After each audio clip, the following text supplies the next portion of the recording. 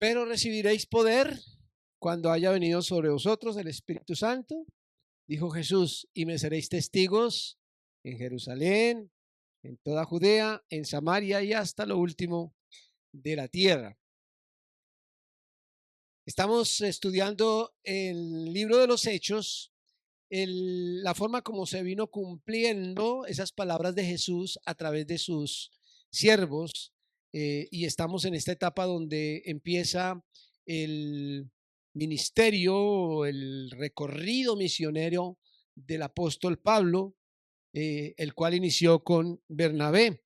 Hoy vamos a concentrarnos, a enfocarnos en el capítulo 14, llegamos ya al capítulo 14, versículos 1 al 7. Pero al empezar este capítulo, quisiera en primer lugar que recordáramos la conexión con el capítulo anterior, porque esta es una historia continuada, ¿no? Está narrando todo ese recorrido del primer viaje misionero y vale la pena recordar cómo terminó, cómo terminamos en el capítulo 13, que lo abordamos en más de un domingo, porque es un capítulo bastante rico, y termina versículos 50 al 52, ese capítulo 13, diciendo: pero los judíos instigaron a mujeres piadosas y distinguidas y a los principales de la ciudad y levantaron persecución contra Pablo y Bernabé y los expulsaron de sus límites. Ellos entonces, sacudiendo contra ellos el polvo de sus pies, llegaron a Iconio, y los discípulos estaban llenos de gozo y del Espíritu Santo. Así se cerró ese capítulo 13.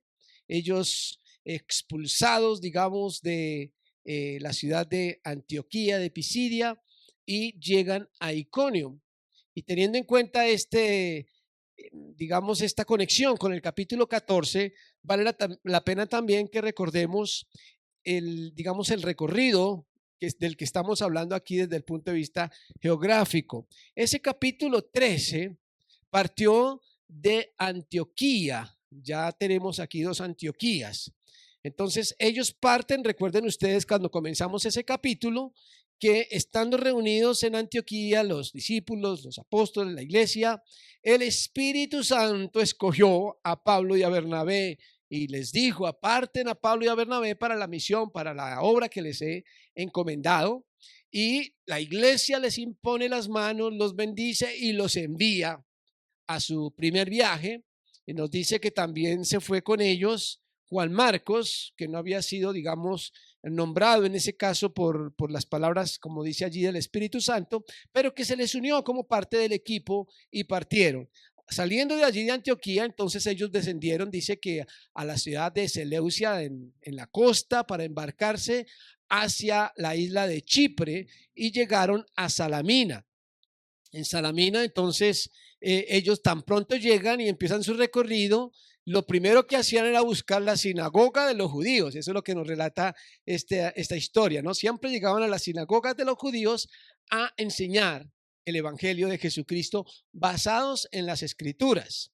Dice también que atravesaron toda la isla de Chipre, llegaron a Pafos, y en Pafos nos encontramos con una situación muy particular, donde el procónsul de ese sector, de esa ciudad, llamado Sergio Paulo, ¿no? Sergio Paulo, el procónsul, dice que él los recibió con gusto, aceptó la doctrina, estaba contento, pero aparece también un personaje allí impidiendo, tratando de impedir el trabajo de los apóstoles, un mago llamado Bar Jesús, que intenta apartar al procónsul de la fe, y Pablo, recuerden ustedes, que lo confronta y por su palabra él queda ciego unos días, un efecto, un milagro, digamos, una señal que sirvió para fortalecer todavía más la convicción del procónsul de Pafos. Y luego de allí ellos parten. Hasta ahí, digamos que no tienen ningún tipo de oposición de la gente propiamente, sino que aquí aparece una oposición un tanto solamente de un hombre, de una oposición espiritual, digamos, de un mago. Pero ellos de ahí salen para Perge, entonces llegan a la parte de Asia, En Perge lo que se nos cuenta es que Juan Marcos, el que se había unido al viaje, en Perge los deja y se regresa a Jerusalén, inclusive, y los deja, digamos, en el camino.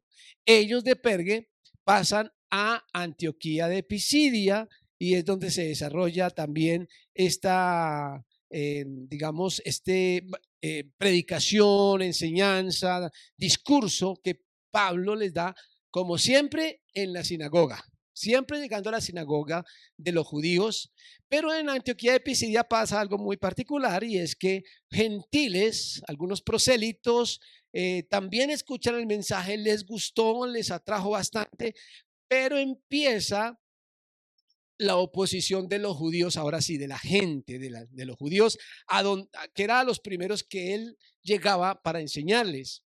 Y por eso es que él toma la decisión allí precisamente en Antioquía cuando dice, bueno, si ustedes no quieren recibir el mensaje, si no se sienten dignos de la vida eterna, pues vamos a predicarle a los gentiles. Ellos estaban ávidos de escuchar la palabra y entonces allí se multiplica la audiencia no solamente de judíos, porque también hay algunos creyentes, sino también de gentiles. Sin embargo, la oposición es tal, como vimos al terminar el capítulo 13, que logran generar una, digamos, oposición en la gente en general al punto de expulsarlos. O sea que la oposición los expulsa de sus límites y ellos entonces, siendo expulsados, noten bien, es decir, que no es tanto un plan de trabajo o un plan de viaje, sino que la oposición es la que los obliga a salir y salen entonces para Iconio, que es como termina el capítulo 13 y es donde nos encontramos al comenzar el capítulo 14. Nos encontramos aquí ahora en Iconio y esta historia que nos encontramos en el capítulo 14 se desarrolla precisamente allí en Iconio. Vamos a tener en cuenta solamente los 7 primeros versículos que nos hablan de lo que sucede aquí en Iconio. Vamos a mirar versículo por versículo detenidamente. Dice versículo 1, aconteció en Iconio que entraron juntos en la sinagoga de los judíos, como siempre.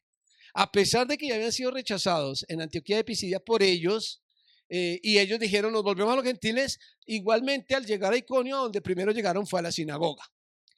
Y hablaron de tal manera que creyó una gran multitud de judíos y asimismo de griegos.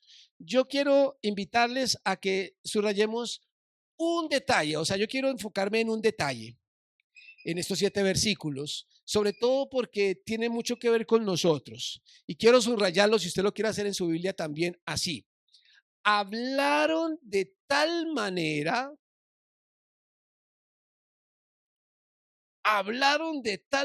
¿de cuál manera? Es una expresión que no nos deja ver de cuál manera, pero que fue de una manera muy enfática, ¿cierto? Sobre todo que dice, de tal manera que, ¿cierto? Produce un efecto.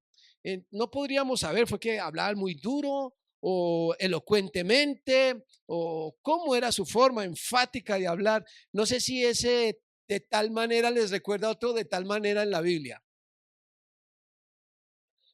De tal manera amó Dios al mundo que dio a su Hijo unigénito, ¿cierto? Es una forma de decir que esa forma de hablar causa algo, así como el amor de Dios causó mandar a su Hijo. Aquí dice que la forma en que hablaron fue tal que entonces encontramos aquí un resultado. Creyó una gran multitud de judíos y asimismo de griegos. Aquí la expresión griegos puede referirse, puede incluir gentiles o puede referirse a judíos que habían sido, digamos, formados o culturizados por los griegos, lo que se conoce como helenizados, y por lo tanto tenían ya alguna mezcla allí. Lo cierto es que estaban en la sinagoga y hay ese efecto de creer. Creyeron y no 4 o 5, una gran multitud. Entonces, enfaticemos el tema de cómo fue que hablaron, que produjo que la gente creyera. Y por lo tanto, vamos a decir aquí una respuesta al testimonio de ellos. Es decir, que el testimonio de Pablo y de Bernabé, su hablar, que es muy importante aquí, es decir, que fue lo que dijeron lo que produjo una respuesta de gente que no creía, pero a raíz de lo que escucharon, creyeron. Yo soy muy enfático porque no es una fe impuesta, no es manipulación, es lograr convencer por medio de la palabra. Y aparece aquí una gran multitud de creyentes. Luego dice versículo 2, mas los judíos que no creían excitaron y corrompieron los ánimos de los gentiles contra los hermanos. ¿Qué dice esto? Que entonces hay otro grupo, los que no creían. O sea que había la opción de creer o no creer. Y eso siempre es la fe, ¿no? Eso siempre es el evangelio, la palabra de Dios. Puedes creer o puedes no creer. Es una decisión tuya. Y en este caso, el resultado, a pesar de que hablaron de tal manera, a pesar de que se convirtieron muchos que creyeron, también hubo otros que no creyeron. Lo interesante es que, ¿qué hicieron? Excitaron y corrompieron los ánimos de los gentiles. Miren lo interesante de la relación entre judíos y gentiles aquí. Yo me pregunto por qué tenían que excitar los ánimos de los gentiles. Cuando antes ni les importaban los gentiles, ahora sí les importan a los judíos. Y me pregunto si será que ellos hablaron de tal manera por las escrituras, era tan claro lo que enseñaban por las escrituras, que más bien trataban de apartar a los gentiles que no tenían tanto las escrituras, que no entendían las escrituras. Pero ahora sí, como veíamos en el capítulo 13, llenos de celos, ¿no? Llenos de celos, incluso apuntan a los gentiles y tratan de apartarlos. De tal forma que nos encontramos aquí con otra respuesta, otro resultado. Si bien hay un grupo de creyentes, hay un grupo de no creyentes. Pero ¿qué hacen estos no creyentes? Estorbar. No es suficiente con decir yo no creo y el que quiera creer que crea. No, sino que se oponen a la fe, excitando y corrompiendo los ánimos de los gentiles contra los hermanos, es decir, los apóstoles. Versículo 3. Por tanto, se detuvieron allí mucho tiempo, hablando con denuedo, confiados en el Señor, el cual daba testimonio a la palabra de su gracia, concediendo que se hiciesen por las manos de los dios señales y prodigios. Enfaticemos nuevamente el hablar, que es el punto en el que quiero centrarme. Hablaban, ahora ya no dice de tal manera, sino que ahora le pone una forma, ¿cierto? ¿Con qué hablaron? Con denuedo. No sé qué viene a su mente con esa palabra, denuedo.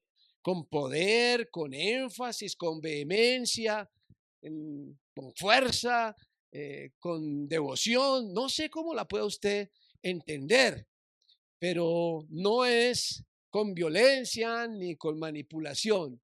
Seguía aquí imperando el argumento, el hablar, el utilizar la lengua para convencer, confiados en el Señor. Ellos hablaron con denuedo. Pero ¿qué pasó? A lo que ellos hablaron, el Señor le añadió algo: señales y prodigios. ¿A qué llegaron ellos a Iconio? A hablar. Ellos no llegaron a hacer señales y milagros. Ellos llegaron a hablar. El que añadió las señales y los prodigios por su gracia fue Dios.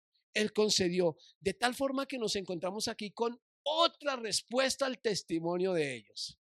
Noten bien, primero la respuesta de los que creyeron. ¿Por qué? Porque ellos hablaron.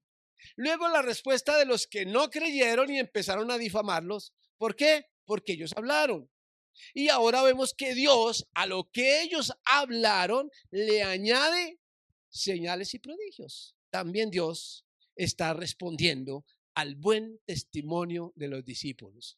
Al testimonio, dice, el cual daba testimonio a la palabra de su gracia. Dios por su gracia. Ellos no llegaron ofreciendo milagros, no pusieron una invitación a una noche de milagros o prodigios. Ellos llegaron a predicar la palabra de Dios. Dios se encargó de lo sobrenatural. Versículo 4 dice, y la gente de la ciudad estaba dividida. Unos estaban con los judíos y otros con los apóstoles. Bueno, para utilizar lenguaje moderno, la gente de la ciudad estaba polarizada. Para que entendamos mejor todavía, ¿cierto? Estaban polarizados. ¿Y por qué estaban polarizados? ¿Por qué estaban divididos? De tal forma que tomaron partido, porque ahí dice, unos estaban con los judíos y otros estaban con los apóstoles. ¿Por qué? Porque los apóstoles estaban enseñando una cosa y los judíos les estaban haciendo mala fama por otro lado. Y la gente entonces se dividió. ¿Por qué? Se dividió por ignorancia. Valga la pena aquí el paréntesis, pero muchas veces la gente se divide por ignorantes. Es decir, cuando no entendemos, entonces o le creemos a este o le creemos al otro. Así estaba la gente allá, dividida, porque escuchaban dos mensajes y no sabía a quién creer. Pero lo que podemos ver aquí es una nueva respuesta. Una respuesta al testimonio de ellos. Ya tenemos que 4 respuestas. ¿Ok? La respuesta de los que creyeron, la respuesta de los que no creyeron, que empezaron a difamar, la respuesta de Dios añadiéndole milagros y señales, y ahora la respuesta del pueblo, de la sociedad, de la ciudad, divididos en dos.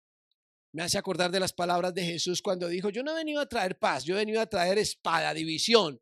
El hombre estará contra su padre y el padre contra su hijo. Y alguien entiende que Jesús vino a generar polémica. No, no, no. Lo que Jesús estaba diciendo era que su mensaje, su evangelio iba a causar división.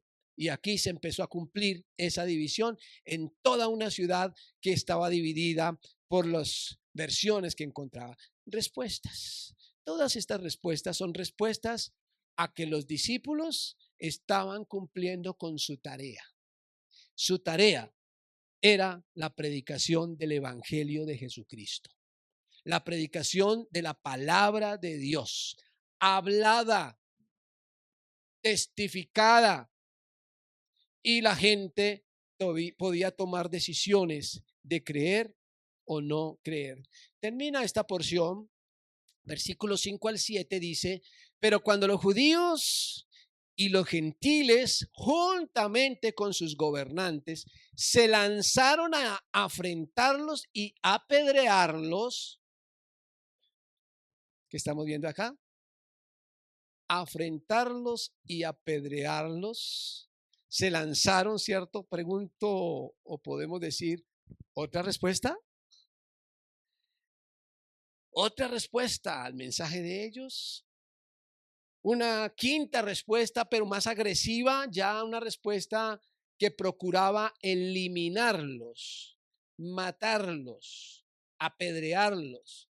Y en este caso, esa respuesta, dice el versículo 6, habiéndolo sabido ellos, huyeron a Listra y Derbe, nuevas ciudades. No lo planearon. Les tocó huir. Bueno, alguien diría tan cobardes, ¿no? Pero recuerden que ellos vienen por todas partes, predicando y hablando. Nada los hace callar. Nada los hace callar. Pero prudentemente y viendo el rechazo y habiendo dejado sembrada la semilla, porque lo interesante de esas partidas para otro lugar es que los que quedaban, que habían creído, quedaban con la semilla sembrada, lo cual garantizaba la continuidad del mensaje. Ellos huyen para Listra y Derbe, pero termina el versículo 7 enfatizando lo que venimos hablando. Predicaban el evangelio. A donde quiera que llegaban, llegaban a lo mismo, hablar, predicar. enseñar la verdad del Evangelio de Jesucristo. Un detalle nomás que yo quería enfatizar, que nos lleva a esa expresión de nuestra identidad, que la presentamos de la siguiente manera: hablamos del Evangelio sin temor. Quiero que nos concentremos en pensar en hablar del Evangelio o el Evangelio sin temor. Pase lo que pase, los resultados no están en nuestras manos. La gente tiene que tomar la decisión si cree o no cree, y Dios verá si le quiere añadir también milagros y prodigios. Y también, ¿quién quita que eso implique odio, persecución o amenazas de muerte? Pero la tarea tiene que cumplirse. La tarea es hablar el Evangelio, porque somos empoderados para testificar. Esta es una bonita historia de Pablo y Bernabé. La pregunta es, ¿qué tiene que ver con usted y conmigo? La pregunta es si esa identidad, o si eso que se desprende de lo que hicieron estos apóstoles, nos describe a nosotros en nuestra identidad. ¿Qué tanto, permítanme que les pregunte directamente, qué tanto hablas vehementemente, con denuedo, con pasión, acerca del Evangelio de Jesucristo, en donde el mundo te lleva? Porque tal vez tú no haces el plan de ir aquí o allá, pero te encuentras con una familia, con un trabajo, con unos compañeros, con unos vecinos. ¿Estás tú hablando vehementemente?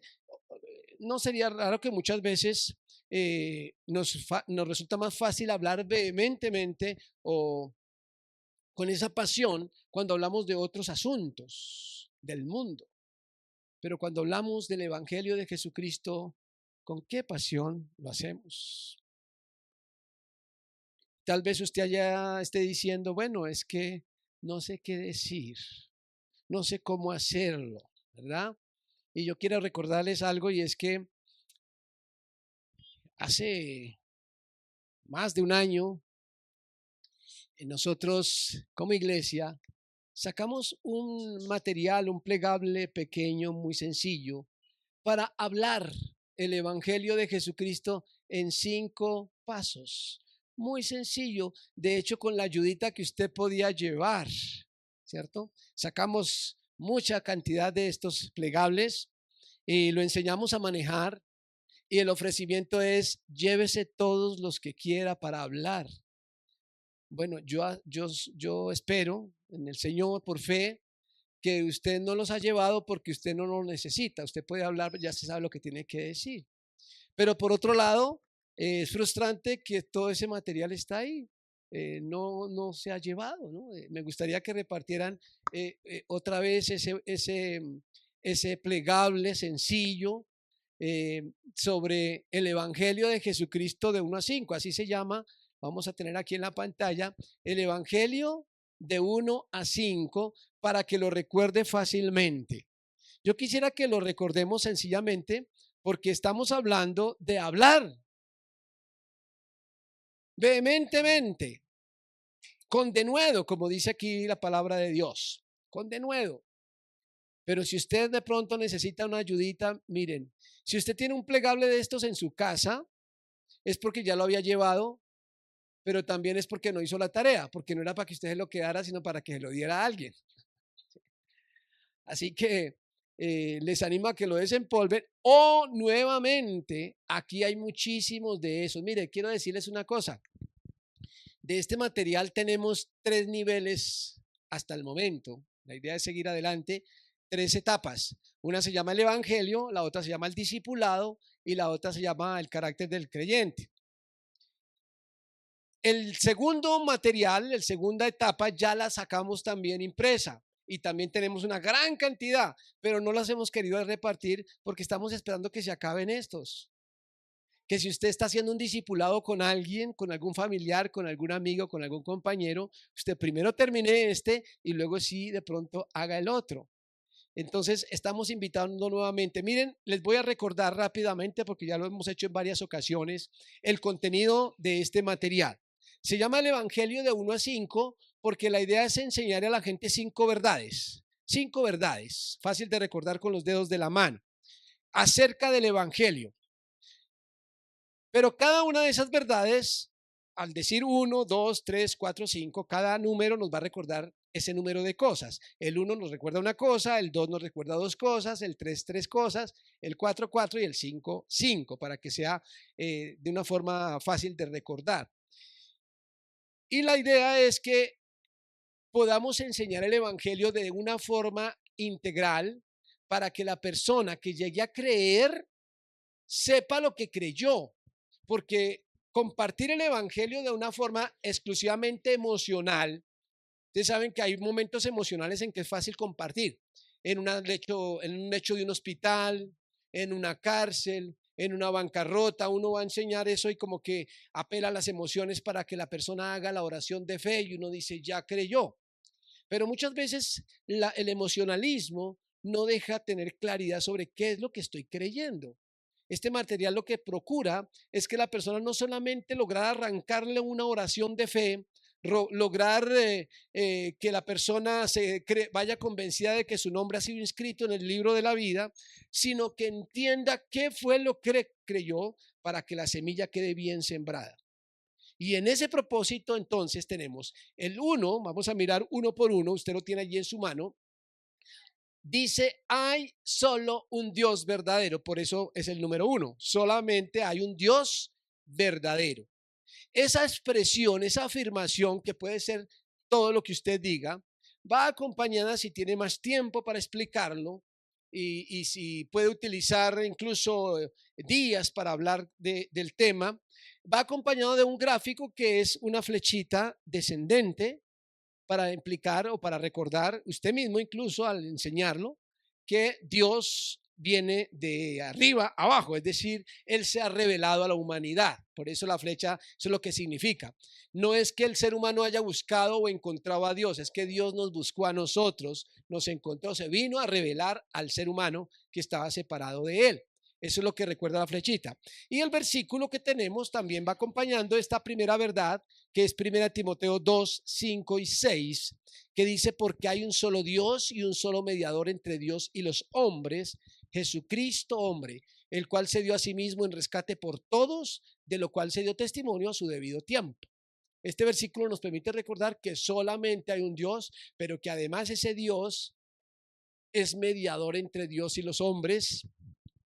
En Jesucristo, digamos, hay esa mediación. Allí tendremos la oportunidad, si usted tiene el tiempo suficiente, de extenderse un poco más en hablar quién es Jesucristo, su origen, su propósito, su labor, sus enseñanzas. Ahí usted tiene para dar todo un seminario. Pero si solamente tiene 15 minutos para hablar con alguien por ahí en algún lugar, en alguna fila, en algún bus, pues entonces se limita a decirle esto, cada uno de estos puntos, y luego le entrega su folleto. El número 2 dice, la reconciliación necesita 2 aportes. ¿De dónde surge eso? Cada uno surge del anterior. El anterior nos habla de que Dios se dio por nosotros, que dio a Jesucristo, que dio su vida por nosotros, pero en el 2 tenemos que decir que Dios está esperando una respuesta. En Cristo nos dio el perdón. Ya está, Dios dio el perdón a toda la humanidad, no solamente a los cristianos, le dio el perdón a toda la humanidad, pero espera una respuesta individual. Y ahí es donde viene el segundo aporte, que es el arrepentimiento, que está representado por la flechita de abajo hacia arriba. Ahora sí es una respuesta humana al, al, a la iniciativa divina de salvación, de perdón. Entonces, el perdón y el arrepentimiento son los dos elementos que se necesitan, los dos aportes para que haya reconciliación. Si solamente está el perdón de Dios, pero no hay un arrepentimiento, no existe la reconciliación con Dios. El versículo que utilizamos aquí es Lucas 24, 46 y 47, que dice, así está escrito, y así fue necesario que el Cristo padeciese y resucitase de los muertos al tercer día, y que se predicase en su nombre el arrepentimiento y el perdón de pecados en todas las naciones, comenzando desde Jerusalén. La gran comisión en la versión de Lucas. Aquí habla de arrepentimiento y perdón ya como una predicación de la iglesia, porque el perdón ya fue dado, pero que espera la respuesta humana, que es el arrepentimiento. En tercer lugar, decimos, la vida nueva tiene tres aspectos. Una vez más, está basado en la anterior. Es decir, si tú ya te has reconciliado con Dios, te has arrepentido para responder al perdón de Dios y has recibido ese evangelio, debes saber que ahora tú tienes vida nueva. Pero la vida nueva no es un título, no es una graduación.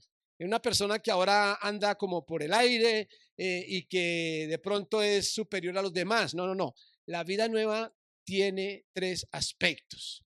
En primer lugar, cambia lo que somos, el ser. El ser. Yo me convierto en hijo de Dios. Antes era un pecador, pero en la reconciliación me convierte en un hijo de Dios, ¿verdad? Soy hijo de Dios. Pero que el hecho de que yo sea hijo de Dios implica que empiezo a cambiar ¿qué? La forma de pensar. Ese es el segundo aspecto. La forma de pensar. Voy cambiando a través del conocimiento de las escrituras. En la medida en que voy conociendo la palabra de Dios, voy cambiando mi forma de pensar. Pero simultáneamente, si yo cambio mi forma de pensar, obviamente cambia ¿qué? Mi forma de actuar. Por eso está el ser, pensar y hacer. Y no están en una forma lineal, como si hubiera un punto de partida y un punto de llegada, sino en forma circular para indicar que eso es algo que va en constante movimiento todo el tiempo. Siempre estamos cambiando nuestra forma de pensar, siempre la forma de pensar está cambiando nuestra forma de actuar y esa combinación va fortaleciendo mi identidad, lo que soy en Cristo. Por eso la vida en Cristo es en constante crecimiento.